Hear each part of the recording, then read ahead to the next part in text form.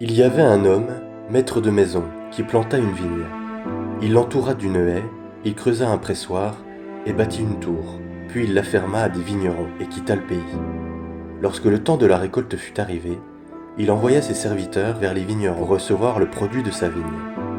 Les vignerons, s'étant saisis de ses serviteurs, battirent l'un, tuèrent l'autre et lapidèrent le troisième. Il envoya encore d'autres serviteurs, en plus grand nombre que les premiers. Et les vignerons les traitèrent de la même manière. Enfin, il envoya vers eux son fils, en disant « Ils auront du respect pour mon fils. » Mais quand les vignerons virent le fils, ils dirent entre eux « Voici l'héritier, venez. » Tuons-le. Car si lorsque nous étions ennemis, nous avons été réconciliés avec Dieu par la mort de son Fils. Réconciliés par la mort de son fils. Par la mort. Le maître de maison qui est Dieu a envoyé ses prophètes, ses serviteurs, mais le peuple n'en a pas voulu et les a mis à mort. Je vous ai envoyé tous mes serviteurs les prophètes. Je les ai envoyés inlassablement, mais vous n'avez pas écouté. La vérité trébuche toujours sur la place publique. Les prophètes sont mis à mort. Alors Dieu envoie son Fils et se dit, ils vont avoir du respect pour lui. Mais les hommes Le mettent à mort. Et nous avons cette 13e fondation qui n'existe pas, ce menteur qui vient nous dire que nous sommes réconciliés par cet acte, par la mort du Fils, et que la volonté de Dieu est de donner son Fils en sacrifice expiatoire. En sacrifice expiatoire. Mais Christ est venu comme souverain sacrificateur, et il est entré une fois pour toutes dans le lieu très saint, non avec le sang des boucs et des veaux, mais avec son propre sang. Car si le sang des taureaux et des boucs et la cendre d'une vache répandue sur ceux qui sont souillés sanctifie et procure la pureté de la chair, combien plus le sang de Christ, qui est par l'Esprit éternel, s'est offert lui-même sans tache à Dieu, purifiera-t-il votre conscience des œuvres mortes afin que vous serviez le Dieu vivant.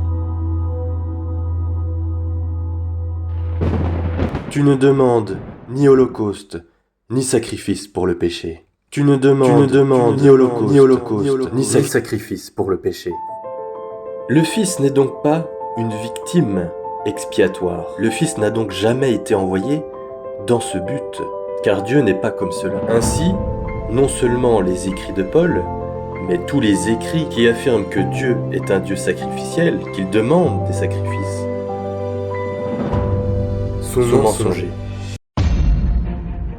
La prédication de la croix est une folie pour ceux qui périssent, mais pour nous qui sommes sauvés, elle est une puissance de Dieu.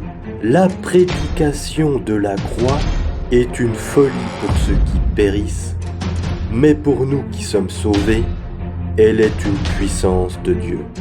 On est dans l'horreur avec de tels discours, dans la continuité de pas de pardon sans effusion de sang. L'horreur de dire que cette croix est une puissance de Dieu. Pour Paul, le Fils est mort pour le pardon des péchés, alors que pour les apôtres, le Fils est paru pour ôter le péché.